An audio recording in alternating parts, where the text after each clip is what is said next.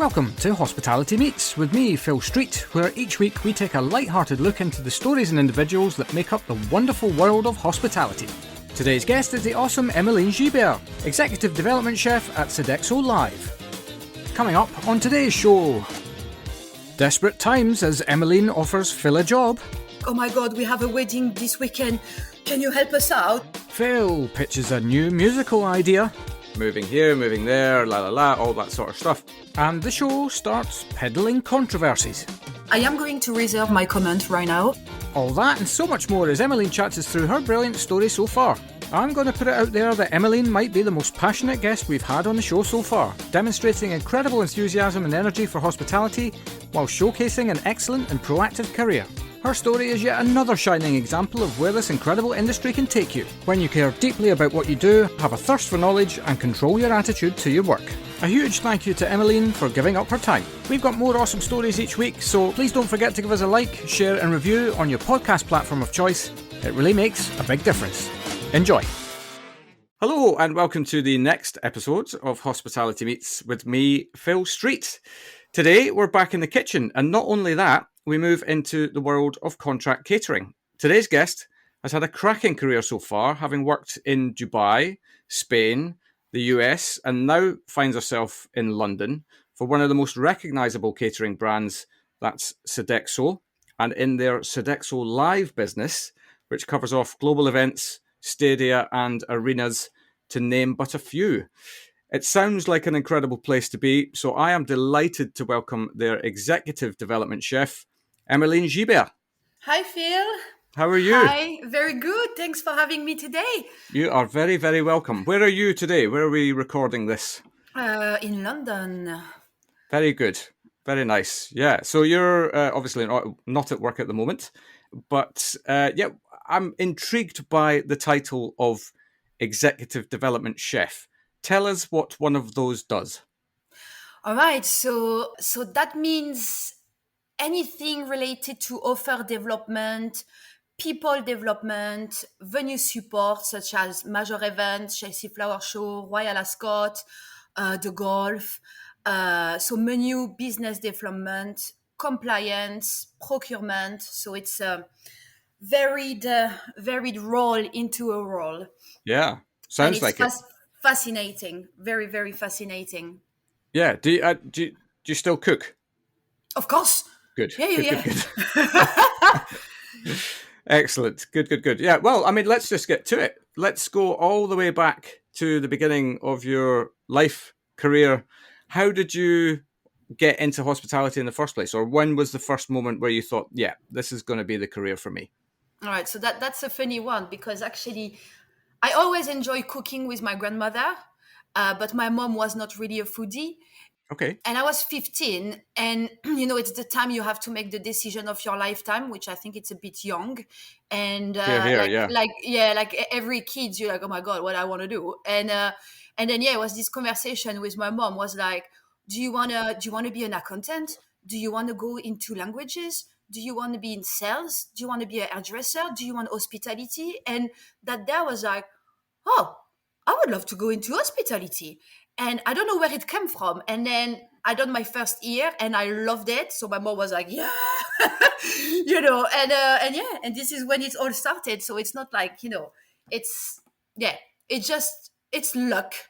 So you were quite young then when because I mean, people come to it at all ages and all times and all of that sort of thing. I've spoken to so many people on this podcast now, and it varies so wildly, and it's only really a very small handful of people who know very quickly that, yeah, this is going to be the place for me. So, I mean, I suppose you're one of the lucky ones.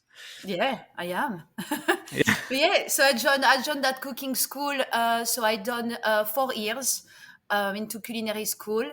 Then so it was amazing. Got me 2 diploma. What was great about that school, it's the first year you kind of do both. You do front of the house and back of the house. So it gives you, you can choose what you feel best. Yeah. But obviously I choose cooking. But what was great is understanding, how front of the house works. So that was great. Then the second year you only doing cooking. And then the third year, you go back again, front of the house, with like, once a month, and then most of it in the cooking. But once again, it's like the evolution and really understanding what's your colleague going through. Yeah. And during those 4 years as well, I did about 32 weeks of training into different establishments. So I did, some fine dining, traditional restaurant. I work in Disneyland, so that was great. And as a front of the house, so that was amazing. God, well, you have to have a personality for that, don't you? It was great. It's was a month, and I was working in a special events when the park is actually closed. So every day you come, you've got like a different outfit, and it's good. It's good. It's during that time as well, I always worked, as a waitress or a kitchen porter, or cleaning rooms, try to make a bit of money on the side. And it makes you understand really what is our business and our industry. So then I got my diploma, very, very proud, and I was like, oh, I need to learn English. English is the language, I need to learn English. So I was like, okay. So I went to America as an au pair. For 1 year, I was in Rhode Island, Providence, in a wonderful family with 2 wonderful kids. So gave me a bit of a break of hospitality, but allow me to learn English and see different things. So I travel like a lot in America as well on weekend holidays. And my objective in my life was to go back there as an exec chef. I was like, one day I will be back. I will have my American dream. Like I will be, cooking in one of those restaurants. And so finished my first year as an au pair, came back home, working a table d'hôte for a couple of years. And then I've done everything in this table d'hôte. Like I started, to be fair, I knock at the door, I drop my CV. I was like, I'm a trained chef. I'm speaking fluent English. And they were like, oh my God, we have a wedding this weekend. Can you help us out? And this is when it all started. And weirdly, I was in the kitchen with them, but I took care more of the pastry side. Okay, yeah. And then after a couple of years, I moved on to another restaurant as a pastry chef. So I think I was there for about a year and a half. And then I wanted to go in a bigger city. And I was like, Emeline, you train as a chef, now it's, it's time to progress. So moved to Montpellier in the south of France, work in different restaurants, and end up in a restaurant, which is really nice title. It's like Morceau de Lune. So it's like piece of moon. And it's work there. And I really enjoyed it because my boss was thinking outside the box. She was really into like bio, organic products, really different mix of flavors. Her husband was Turkish. So this is when it started all my influences with spices and fresh herbs, thinking a bit like food outside the box. And try to give like a good experience, from some things different that you see in Montpellier. Very proud, like we won a talk in the Goemio at the time. So I was like, over the moon. So stay there for about 2 years and a half. And then, it started to tinkle inside. And I was like, all right, it's time. Like I need to go back to US. I need to follow my dream. So that's another funny story, but like you always think you can do anything. I say, Mom, let's go to New York and, just go like for 5 days and drop CV around. And obviously that's not the way it works. Yeah. And so I went there with like a pile of CV, knocking to a restaurant in Brooklyn, French placing, saying, yeah, I'm a head chef, I want to talk in the Goemio. So it's kind of prestigious. And I was like, and it is not the way it works. So of course, like it didn't work. Then came back and we have like this magazine in France. It's like L'Hôtellerie. Okay. Yeah. I found an ad and it was like in a restaurant in Lenox, Massachusetts. So Lenox is kind of like the Hamptons for Boston. So it's a beautiful area with like one of the biggest yoga center in the world. It's a little paradise. It's so gorgeous. And so I applied, and after a couple of months of interviewing, etc., I got the job. Went to Paris, had my visa, and in about a month and a half, was exec chef in America. That's dream number one achieved. Yeah. But it's just like, oh, that's what I want. Like, and then it happened. And after, they wanted me to stay a bit longer, but I was like, oh, I want to learn Spanish. I want to travel. I would like to have an experience, in Dubai. I want to see the world. And I always had to be a bit careful because I had a dog. As you know, I'm a dog lover. We'll come on to that. Don't worry. Yeah. So I had to be careful where I go, and like there is no quarantine, etc., etc. So then so came back home. I was like, all right, Spain. So my first was, I don't wanted to go to Barcelona because I'm from south of France, so I kind of knew Barcelona, but I was like, oh, Valencia or Madrid. And then end up calling French restaurants, like really randomly. You go on internet, French restaurant in Madrid, and then one gentleman pick up and he was like, how do you know I'm looking for somebody? I was like, I don't know. I mean, once again, I'm like, yeah. I was like, he's like, okay, can you come next week? I'm like, yeah, sure. And then, went there, met the team, see the restaurant, was absolutely beautiful. And in the meantime, though, like, I was really interested to go to Dubai. And I met this lady who was opening a cooking school in Jumeirah Beach, but it was not opened yet. She was working on the project. And obviously, I had to have a job. Yeah. So I decided to go to Spain. Wonderful experience in Spain. Obviously, the products over there are fantastic. We had like the fishmonger coming with just pallet of, like fish right from the sea, like dropping to us. It was really good. I learned how to cook sous vide. It was like a gastronomic restaurant, so we were doing everything homemade, from the bush to the bread to dessert. Really small team, but really, really completely the opposite of America. I was in a Mediterranean restaurant, but America was like really, really, really busy. Was fine dining, but was really like, like a lot of covers. And so I kind of switched again and really focused on different flavors, trying to be more perfect, more defined. Like, and then the lady from Dubai called me and said, "Oh, would you like to come to help us out for the opening for a week?" And I was like, yeah. So as I spoke to my boss, I said, can I take a week holiday and try this, etc. And went to Dubai to support just for a week the opening of the cooking school. And it wasn't for me. Okay. The Dubai, I mean, the short experience I had there, like, wasn't really my personality and was really hot. So I don't think my boxer would have loved that too. Yeah. But it's so then went back in Spain. And I was like, I need to change. Like, I was there 1 year, and I don't know, like the Spanish life. It's very partying and very, it was not for me anymore. And I do love speaking English, I must admit. I'm very fascinated about these languages. So so I was like, okay, so went back home, and I was like, what do I do now? Like, I was like, should I go to Singapore? Because there is no quarantine for dogs. I was like, so it's the big, dog. Yeah, I know. Yeah. And I was going to turn 30 this year, so was kind of like the big, the big number, and you're like, oh my god, I need to make the right decision now. It's no more. It's no more like, like playing around and just trying to have experience. I need to build something. And my mom was like, always listen to your mother. She's like, why don't you go to London? I was like, London is too small. It's not like America. And she's like, I think it matched your personality, Emeline. I was like, okay. So I tried, sent CVs, came here for a weekend for interviews, etc., and got a job. And actually, at the end of May will be 9 years. I'm in this beautiful country, and Yeah. So that's my that's how I arrived in London.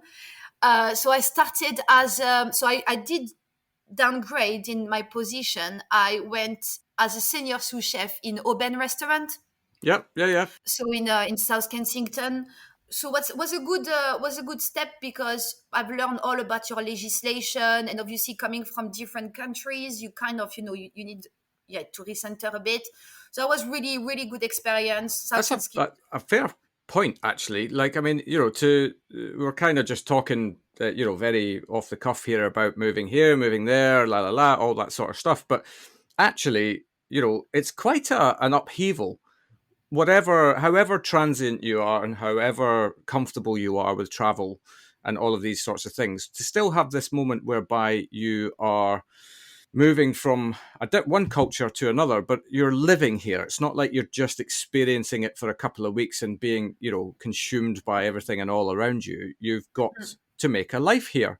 And so actually that can be quite a lot of pressure. So actually to have the foresight to say, well, look, I'm going to take a step back so I can kind of almost ease my way into understanding the fullness of what I'm doing here. And as you say, learning a new legislation. I mean, the UK public health is, it's quite specific in its approach. So, all of these things where if you'd have gone straight into a head chef, maybe you would have been setting yourself up for failure because there's too much to learn. No, I don't think so, because... Okay, I'll just scrap that. I'll edit that bit out.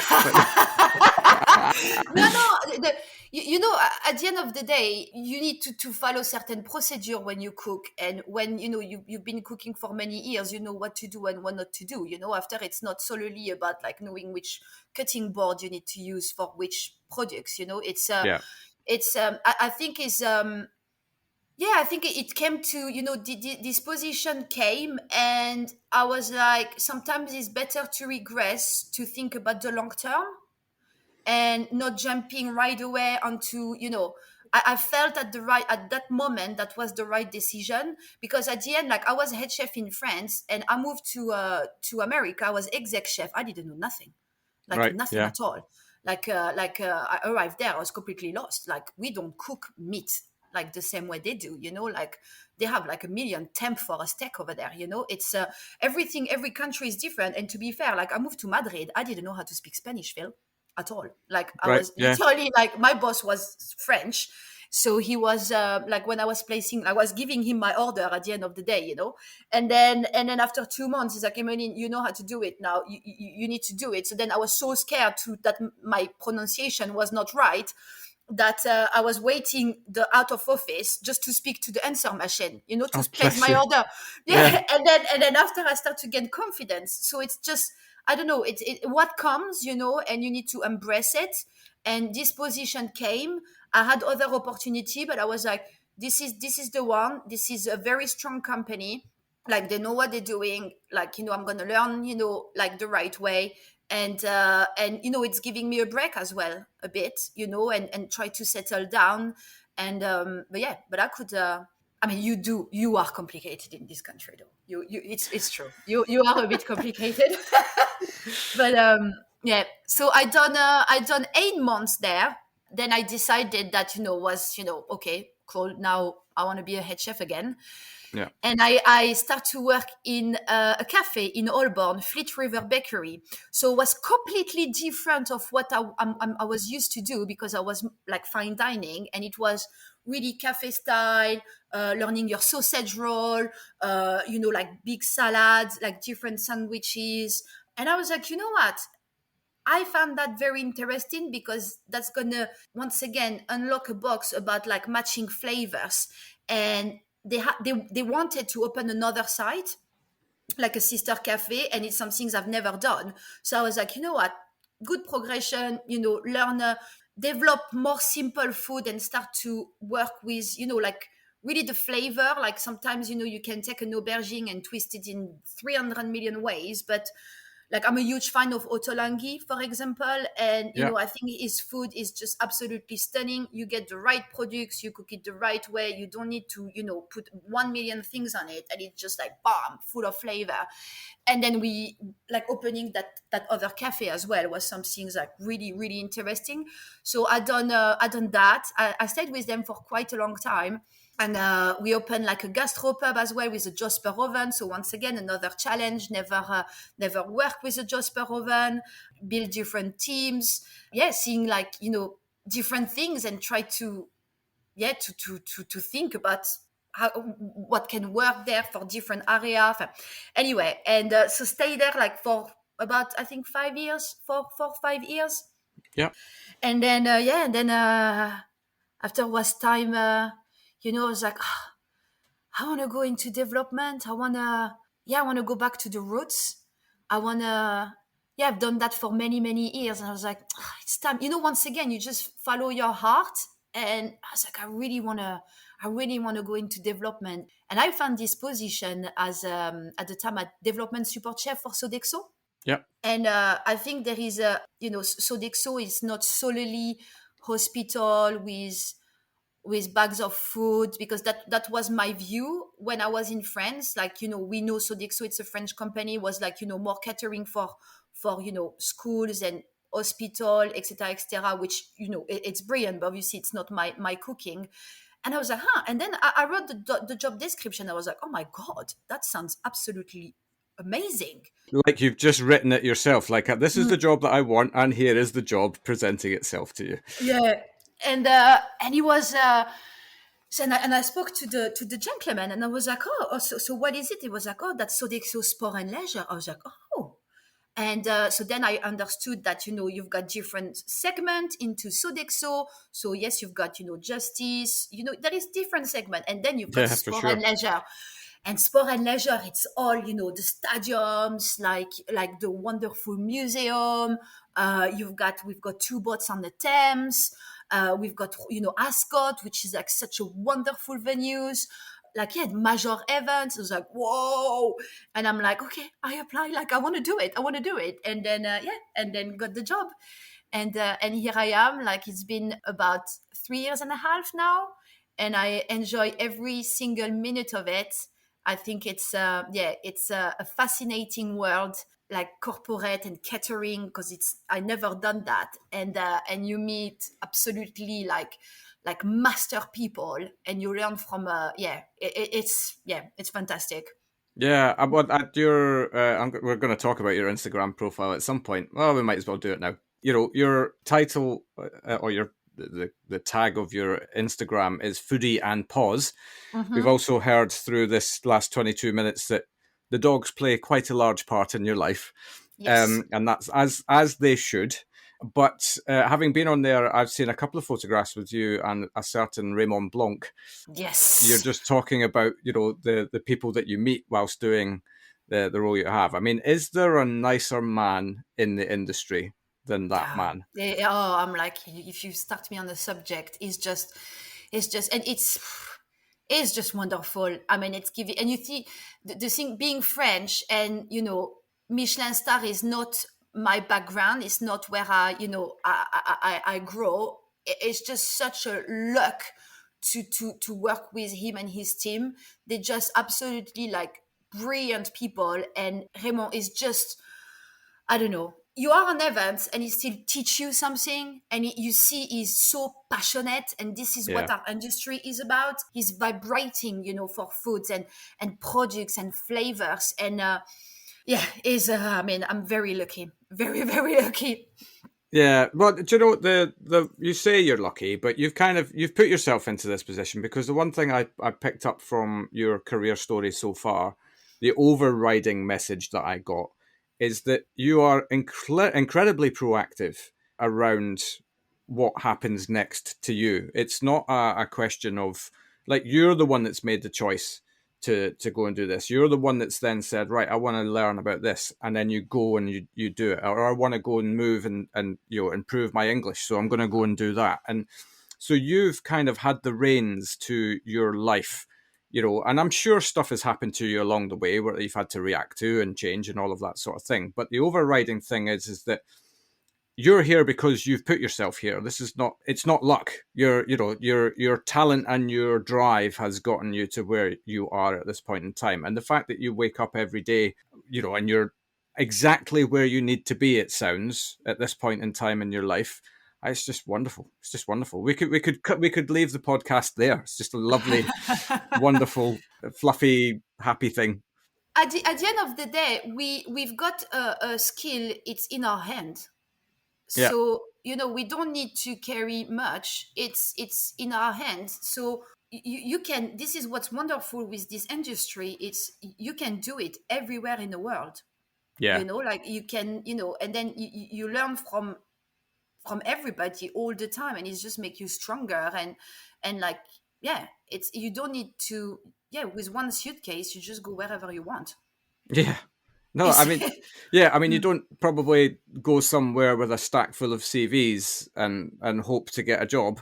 There's probably an easier way to do that these days, but especially with visas and things like that, I would imagine. But no, but also I think the other thing that I picked up is that you've kind of, I don't want to say you've ticked things off as you go, but you've gone somewhere and you've learned something, you've gone somewhere else and you've learned something else, and you've gone somewhere else, and and you've got all of these different styles of cookery, all these different styles of restaurant, volume, fine dining, gastropub, cafe, which must bring you into a solid grounding for a role like you have now, where you've got to kind of explore lots of different things for lots of different types of businesses again. Because I would imagine an example, in a museum, you're going to have a cafe, but you're probably also going to have a restaurant. And so having the knowledge of how both of these things work must serve you well. It does indeed, yeah. It's and I've always been, very curious about different foods. Like the one I need to tick in my box, it's like Japanese. I don't know much about Japanese food. I find it very, very complex. But yeah, it's, cooking, it's you learn every day, and it's like different people, I remember one of my kitchen porter was from Colombia, and you cook stuff food and you learn about Colombian dishes, like when I was in US, one of my chefs was Mexican, and he actually teach me the right way to make pico de gallo and guacamole, that is things that can be, served in a more refined restaurant and more classic places, it's the versatility of the different cuisine. They can be transferred into different style, it's just and that's it's kind of a never ending thing as well. I mean, the combinations that we're still learning, right? I mean, we learn from each other, as you say. Your Colombian kitchen porter teaching you about Colombian food. I'd love to learn about Colombian food as an example, and there's always something else to learn. I'm sure even Raymond Blanc learns new things on a fairly regular basis, or maybe not actually. I think he knows everything, but anyway. He's the master of the master. Yeah, absolutely. Yeah, so talk to us about your role now then, and the types of things that you're covering. You mentioned that you're in stadia and that you're in museums and things like that, but give us a kind of snapshot of what your day looks like. So it's been, recently it's been a lot of work around that new legislation with the calorie, that new law who started on the 6th of April. So we worked. That's fun, isn't it? Yeah. I am going to reserve my comment right now. That's fair. Yes, I did say that this is not a political podcast, so I'm not gonna take you down that route. No, so what was a lot of work on this? Obviously, it's reacting a lot with the different issue we've got with the supply, like all the problem around the world, like Brexit and Ukraine, etc. So that's just making for all of us things a bit more difficult, and recruitment, etc. But we've got wonderful project that coming up right now. So Sodexo Live has invested into a farm, and we are growing our own vegetables. Oh, nice. So it's called, so it's called Full Circle Farm. The charity attached to it is the Garden Army, and it's a regenerative farm. So the gentleman farmer Tom is just such a wonderful man, and the goal is like to grow your vegetable, but it kind of like prolonge, like the soil will not be used. You see what I mean? I don't know how to explain it. It's regenerate itself, because you're doing the right thing. So for example, he was telling us that he's going to get another piece of land and he's going to put like some pork, and then like the fact that the pork's going to be walking on that ground, it's going to, create something onto the soil. I'm not an expert. I think I've met Farmer Tom. Did you? Did Farmer Tom, was he involved in the Hotel Birch in Hertfordshire? I think so, yeah. Yeah, because I went there and he does or he certainly used to. I don't know if he's even still there, but he used to do these talks around what they were trying to do with the land, and there they would set up a place for the pigs to work the land, and then when they're done there, they move them onto the next piece of land, and they bring in the chickens then who do their thing with the land, and then that's at that point you start to plant, and then you effectively recycle all of this all over again. And I was totally hooked on that because, this is one of the things that nobody ever used to talk about, but more and more people are talking about now is regenerative farming, right? And to get a big company like Sodexo Live behind something like that, I think's exactly what it needs. It needs big business to take hold and not just be, taking advantage of the land all the time, which is, for the last few years, we've seen that I think the topsoil levels are, at all-time low, and we can't grow things properly if there's no topsoil and all of these things. So it's wonderful news for me that a big business is getting behind something like this. Yeah, no, it's great, and it's not only this. It's like, we're gonna learn more about vegetables. We're gonna go there and we're gonna help him, which is when I live in London.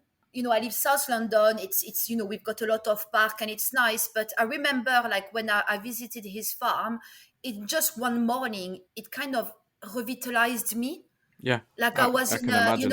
it was like, so peaceful, and dogs running, grabbing, apples, and, playing around, and, you got your hunter, and, it was a bit raining, but just the way it showed, and I felt like pumped up, I was like, whoa. And, for mental health, it's so good. Like just, like we're gonna organize, like, for our teams, like some days where we're gonna go there, we're gonna help him out, we're gonna make a little picnic, we're gonna learn more about vegetable, where it's coming from, what, like seasonality is obviously very like key into our philosophy, like it's key. And then there is things sometimes you're very surprised, like how does it grow? Is it coming from a tree? Is it coming from the soil? Like how like, I mean, pineapple, is it not crazy? Like, like there is things like sometimes you're like, oh, what is it? Oh yeah, because it's yeah. I mean, I found that fascinating, and I'm really, really looking forward to it. And obviously we able to tell him, like, what we want, and we're gonna use those vegetables to create our menus. Fantastic. So it's just super cool. Really, really super cool. Absolutely, yeah, and I can imagine as a chef as well. Like that's, as you say, it's revitalized. It's like, oh yes, and I'm going to literally, much like the scenario whereby you've got a fishmonger delivering fresh fish to you that was caught that morning. Now you're going to be able to like chop off a pineapple or pepper or whatever. Well, I don't know. Can we grow pineapples in this country? I don't think so. No, we can ask Tom. Yeah. Nothing is off the table with Tom. Yeah.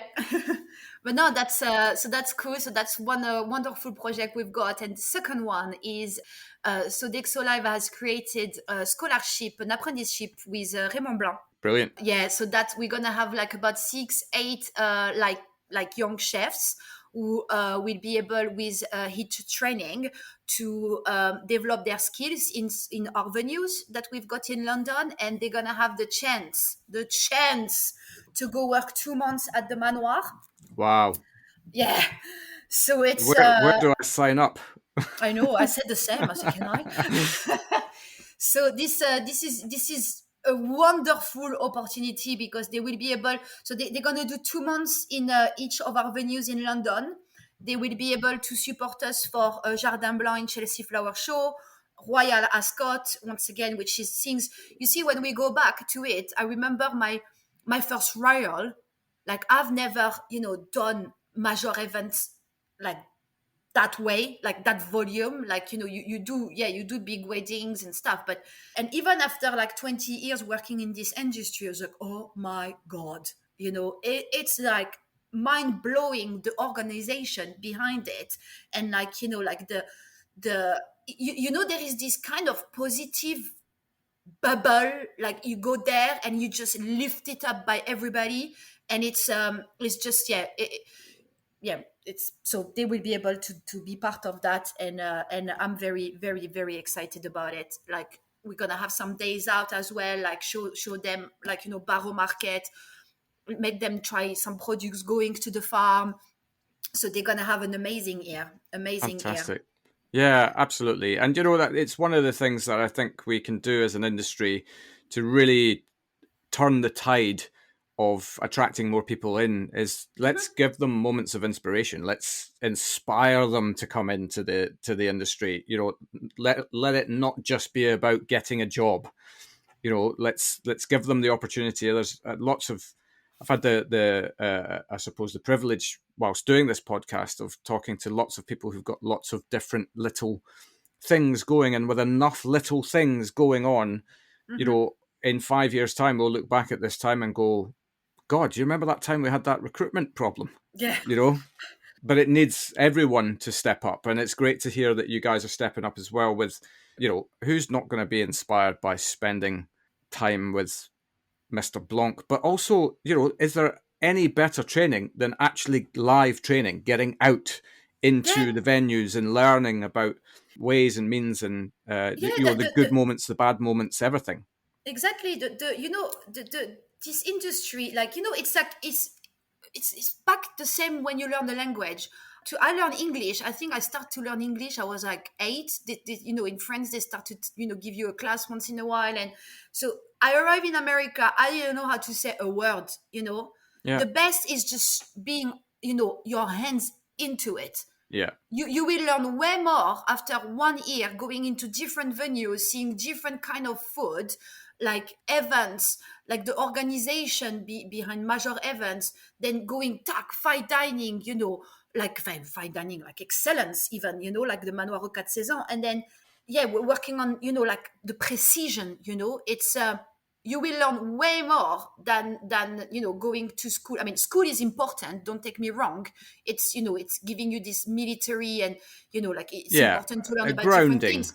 Exactly. But in terms of our work, our industry, try it out. You're passionate, you eager to learn different things. You want to be part of like a family, because at the end of the day, this industry, there is a special bond feel, it's I mean, you spend more time with your colleagues that you're spending with your friends or your family. So there is this kind of like brotherhood, and it's a team, but it's deeper than a team. It's it's family is what it is. It's what it becomes, and that sounds very whimsical to say that, but in the end, I count. It's been a long time since I've been anywhere near operations, but I count back the number of my mates that I'm still in contact with today far outweighs, from that period when I was an operator.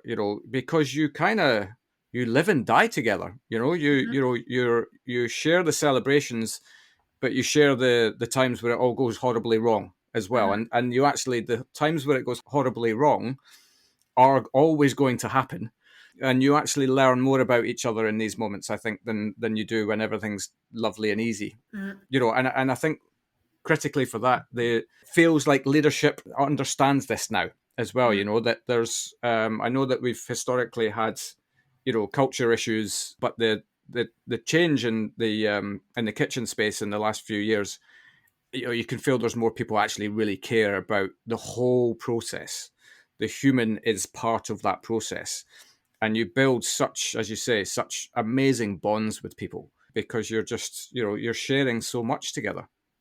Yeah, it is the pressure, it's, when you are at the pass, and it's really funny. I was talking with our divisional exec chef last week, and he finished his shift. He gave me a buzz. He was like, "Oh, Emeline, I was at the pass," and I was like, "It's good, isn't it?"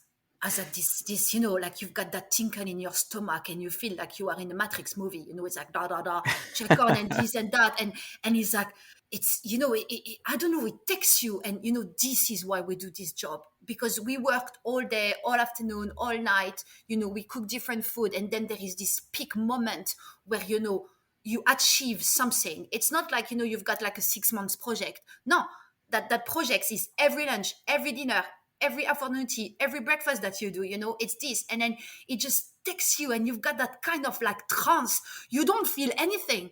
Like you can burn yourself. Don't feel it. You cut yourself. No. You like, oh yeah, go, bam. Like you just Iron Man, at that moment. Yeah. And you float. And then there is, I mean, this is another thing I kind of love, but the energy, I think we all have vibration, in our body. We all related with one and the other, and it's when you are at the pass and everyone is just so focused, there is this, it's like, it's floating there. And, we have one goal, it's like send those dishes, the best we can. And it's, And he told me that last week, and I'm like, oh yeah, like it always takes me, this. You could cry, you could have a drop of tears, so much you in the emotion, and it just, I don't know, I love it. Yeah, it's great. It's great to see. It absolutely is, and it makes me feel like I want to work for you, because to work for people who show the passion and show the care in what they do. It's it's what it's all about. We need more people like that throughout the industry in every single facet.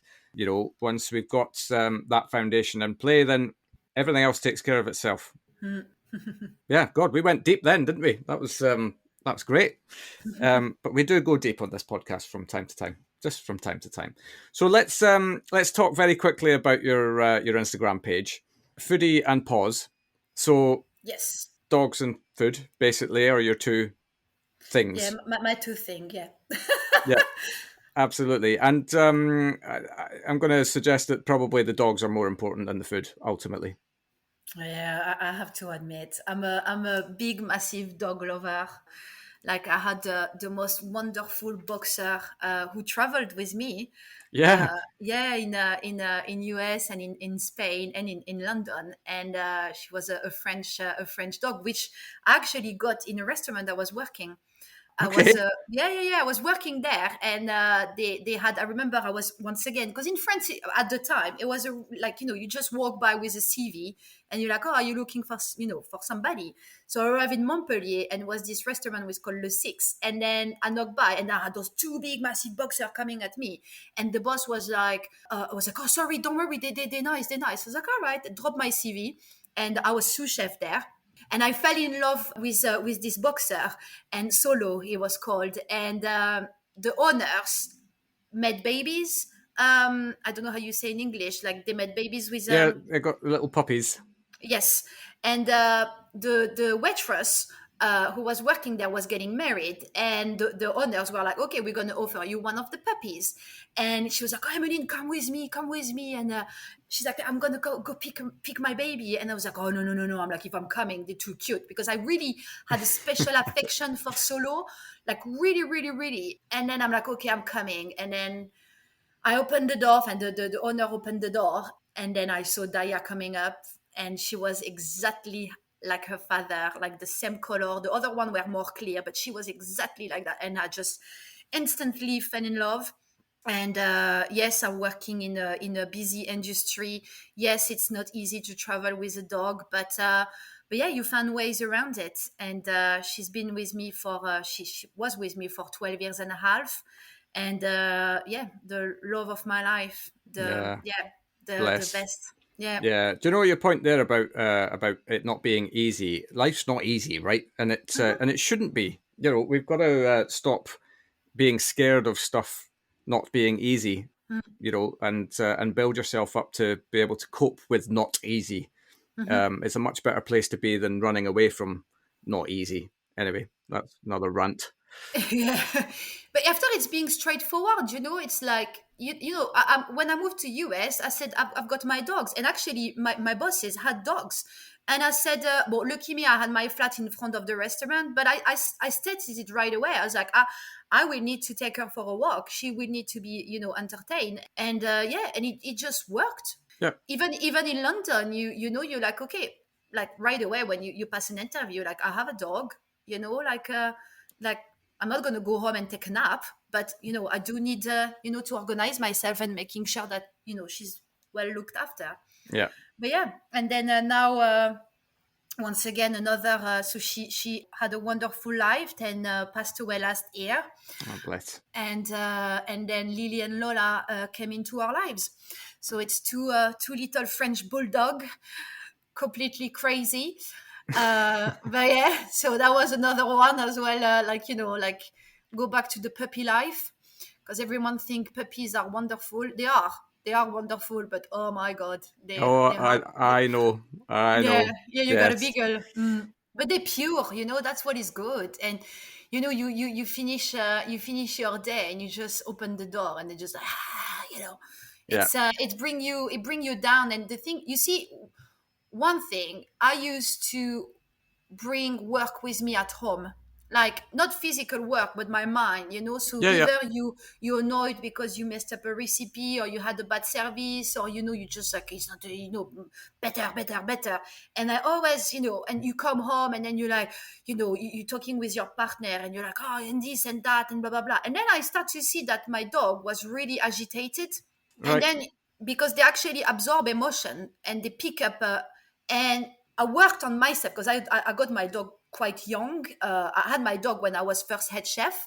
And I've learned how to try to control my emotion. And then, the walk, or like the journey, the commute from the restaurant to my place was that moment where I need to let it go. And then coming home, and for her to be calm and not excited, because she feel me very excited, she teach me how to calm and really be at home and try to breathe and and relax. There we are.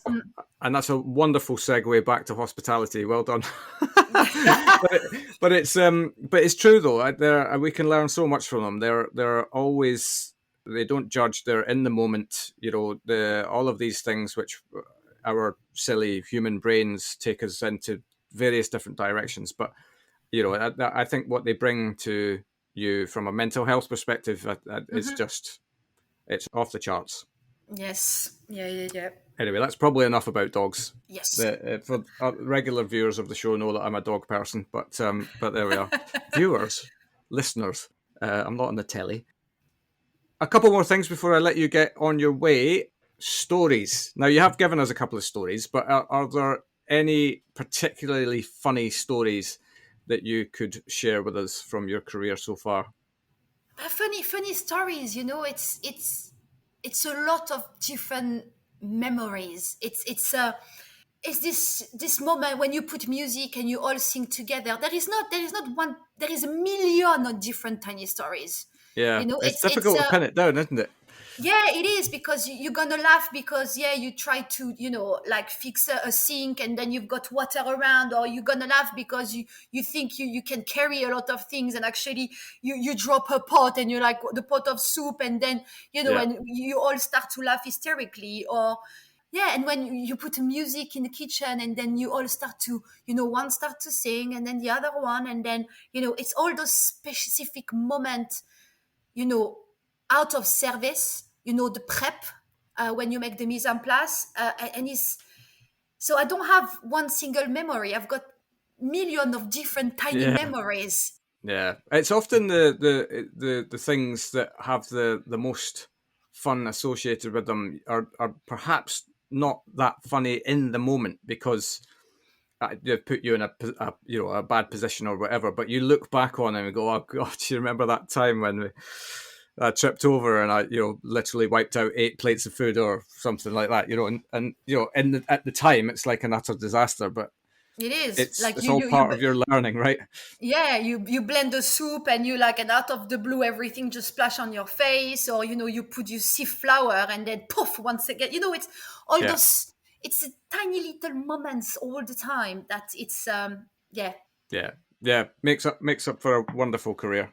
Yeah, it's really, it is a nice industry, because you can you can be yourself. The diversity of this industry, it's everyone is welcome. You come from different background, different nationality. You have different way of things. It's such a You're passionate. Just come. Yeah. You will learn. Yeah, absolutely. Yeah. And the development as well. The development, it's unbelievable. You can grow, whatever you learn, there is no bad experience. Everything you do, or every restaurant you can work, every people that you meet, is just, give you something and make you stronger. Yeah, there was a previous guest on the show had a saying which I always loved and remembered, although I'm probably going to completely screw it up now that I say that. But I think it was something along the lines of, there's no losing, there's only winning and learning. Mm-hmm. And I was like, yeah, that's going on a t-shirt. Yeah, because you need to fail sometimes, Yeah, and sometimes absolutely. you're gonna fail. Like it's sometimes you make a recipe, you're like, I'm gonna cut corner, and you're like, I know I shouldn't, and then you're doing it anyway, and you're like, that's such and then you learn. You don't cut the corner. Yeah, and I'm like, why did I do that when I know I'm going to fail? Yes. Yeah. No, absolutely. I was going to ask you what your top 3 reasons for someone to join hospitality, but I feel like you've given us loads over the course of this chat. So I'm going to let you off the hook with that one. And I think just wrap things up. I think you've had a wonderful story so far. It sounds like you've got some wonderful things coming up. Oh, yeah. As well. And I've been hugely grateful for you taking your time out to have this chat today. Your energy and passion for this industry is amazing. Thank you. And we need more people like you, and long may that continue as well. If people want to get a hold of you to learn about you or Sodexo Live or anything that you're getting up to, what's the best way for them to get in contact with you? Yeah, via LinkedIn. I think that's how we connected, wasn't it, in the first place? Yep. I can't I can't even remember why I reached out to you, but because we weren't connected before this, and I think I saw you in a post somewhere, and you're doing something incredible, and I thought, wow, yeah, let's have a chat with you, because it sounds like you're getting up to some really cool stuff. And then we had a chat before, and then I was like, yeah, your personality, people need to learn about Emeline. Thank you, Phil. Thank you. It's no problem at all. Thank you for inviting me. It's hopefully it will give like a wonderful vision to people to come join this amazing industry, and don't be scared. Just go for it. Yeah. Go for it. Nice. Fantastic. Thanks so much, Emeline. Have a wonderful day ahead. You too. Take care. Bye. Bye-bye. And there we have it. Emeline really did bring the passion to our chat, and I'm forever grateful to her for sharing her story. And her story is not the only episode we have for you this week, as we once again bring you a cheeky bonus this coming Friday. If you care about hospitality, you won't want to miss that. Thanks so much for listening, and we'll see you then.